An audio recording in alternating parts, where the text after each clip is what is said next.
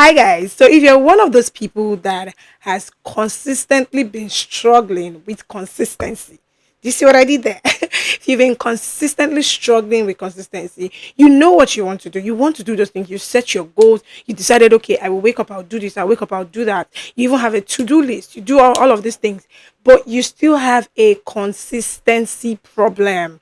In this video, I'll be talking about how to become more consistent with anything at all, but especially in your Bible study, in your prayer life, and in your spiritual disciplines. So, if you're interested, make sure to keep watching.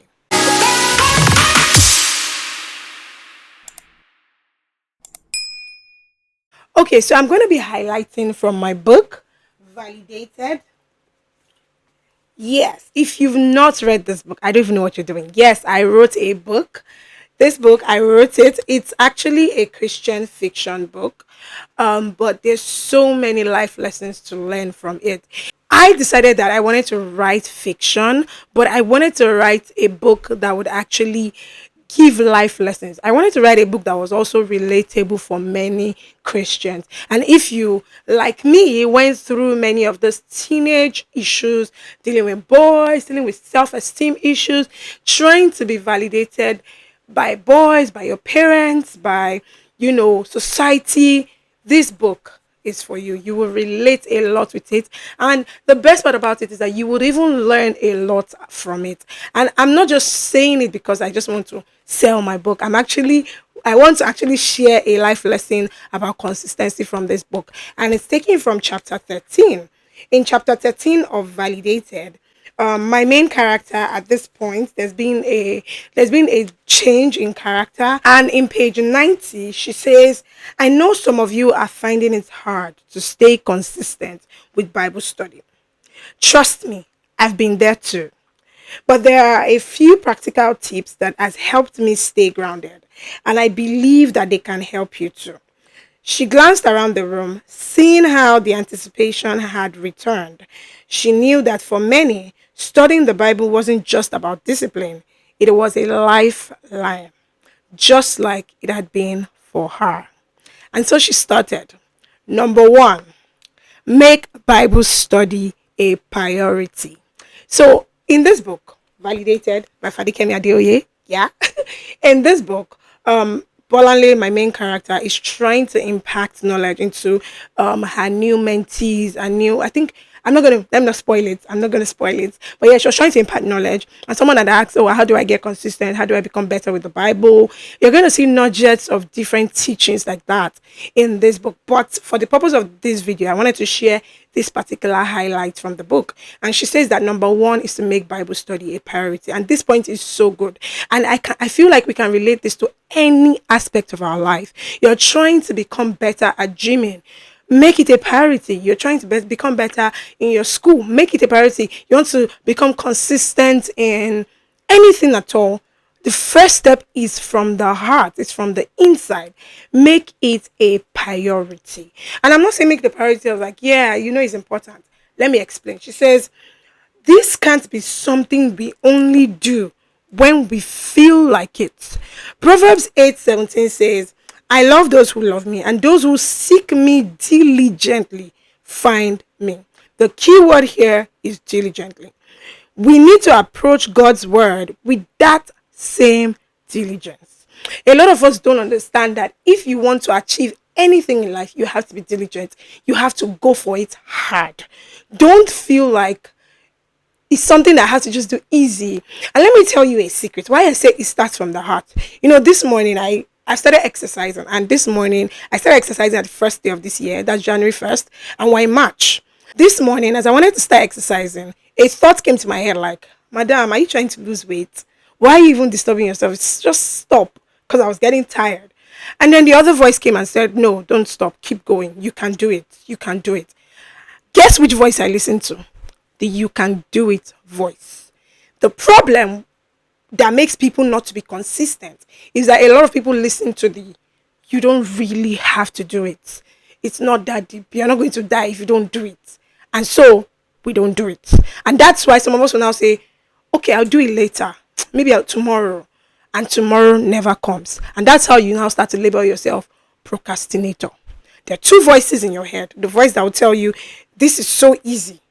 This is not easy. Don't do it.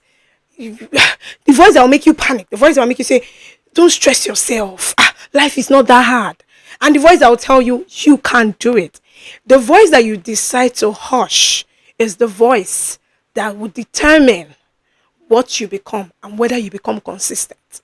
I can give you many tips, get accountability partner, all these things, but it still starts from you and it starts from the inside. And that's what my character is saying here. My character says that you have to be diligent. Diligence is a 21st century competence. For me, my character is speaking here. My character is Bolanle. So Bolanle says, for me, this means setting aside specific times in my day, just as I would for anything else important. And I want to stay there. What is important to you? Is this Bible study thing important to you? Is this prayer life important to you? I was telling someone recently that, see, the person said, you are so consistent. I don't know how you, like, that's the one thing I want to learn from you, consistency. That it's not even just about prayer or Bible study. Anything you say you want to do, you're consistent at it.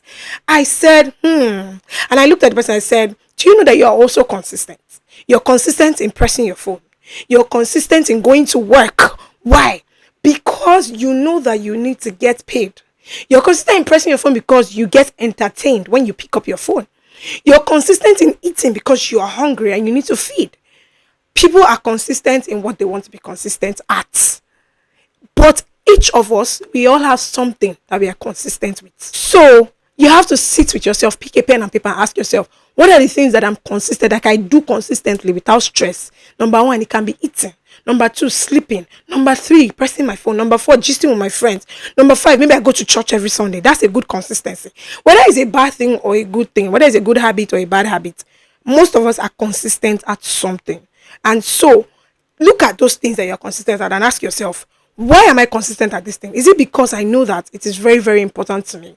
And what wisdom can I transfer in this part of my life to another part?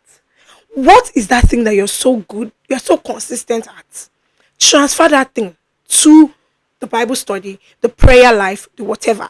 Now, my character here says that I just, for anything else important. So meaning that we have to see Bible study or prayer life or gymming or getting that certificate or whatever. We have to see it as really important to actually pay attention to it and be consistent at it.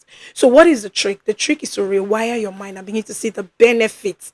So if it's that you want to start exercising, gymming, start saying, I want to start seeing my... And the funny thing is, I started seeing changes in my body. So I said, I have to keep up this thing. No, it's very important. So I've been exercising for almost 3 months now. So that's the same thing. You too, think about it. What are the benefits in this thing? If it's to be posting consistently on social media, I'm going to be getting a good influence, getting following. I'm going to see people's lives changed. That's a good way to see it, and then it will make you keep going. What about my business? If I keep putting out my service out there, I am helping the next generation to be this and that and this. Write out that thing you want to do and see the benefit. If you're a pastor, you know that if you study your word, if you study the word, like your life is dependent on studying the word. So start to see yourself like that. I'm the pastor in my own home. You may not be a pastor of 2,500 congregation, but you're a pastor of your children. If your children ask you a Bible question, can you answer? That's why you need to study the word. You have to give yourself a reason to do that thing. You have to find a good motivation and take it very important. You have to see that thing as really important to actually be consistent at it.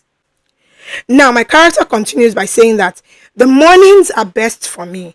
I wake up, pray, open my Bible before anything else.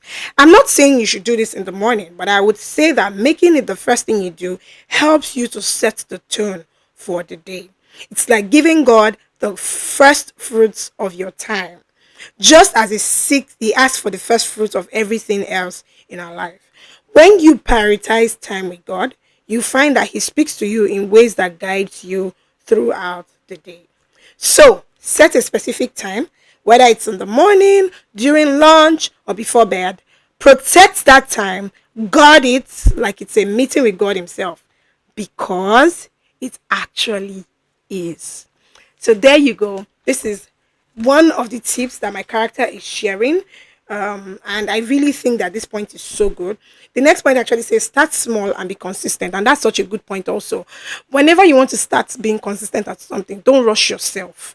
Don't rush yourself. Just start small. Okay, you want to start Bible study, start with one chapter. You want to start praying, start with 30 minutes, 15 minutes. Just start small, and then you too, you start growing. But if you're not committed to it, and then today you want to do 1 hour, then next week you do 2 hours, you will not grow like that. Imagine you eat only once this week, next week you eat again once. Imagine it's a baby. Maybe as an adult you can even get away with it, but as a baby, you can't feed a baby once a week. That baby will not grow. That baby will be malnourished. Malnourished. Yes. So that's the same thing with us as Christians, or whatever you want to do in life. If you don't do it consistently, don't feed, you cannot grow.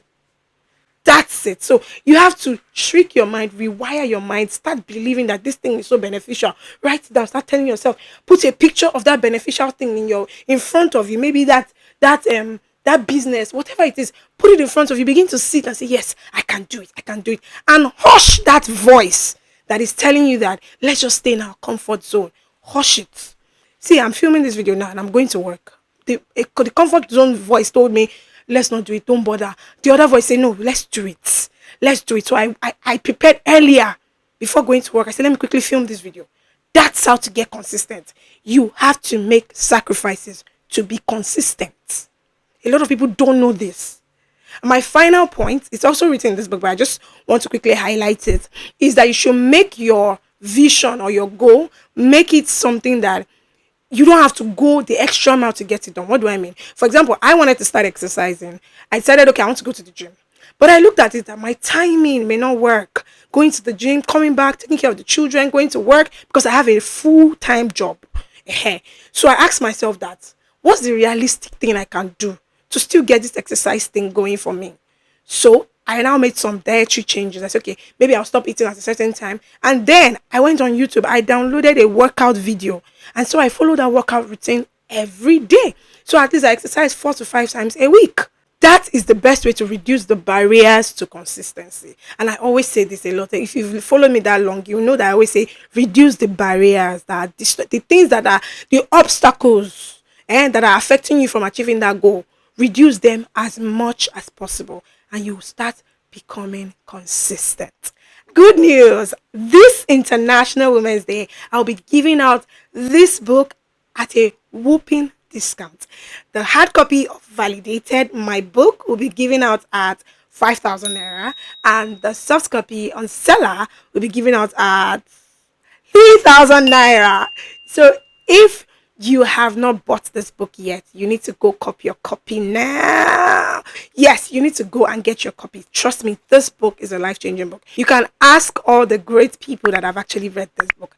I mean, I get reviews all the time and people telling me, wow, this book was really good. Yes, this book is a Christian fiction. So if you're into fiction, even great. And if you're not even into fiction, you will still enjoy this book because it's a mixture of fiction and a very good help book. So I talked about a lot of things, but it's also something that you can relate with. I hope this video was helpful. If it was, make sure to leave a comment, leave a thumbs up. Remember to subscribe. Subscribing is absolutely free. Happy International Women's Day.